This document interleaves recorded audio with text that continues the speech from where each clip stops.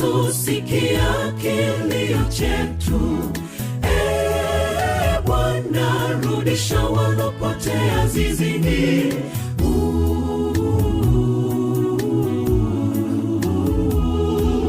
Nguvu zako huweza vunja minyororo ya mwovu.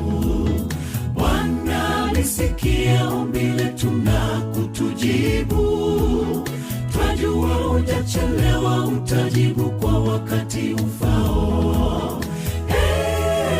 Yesu, sikia kilio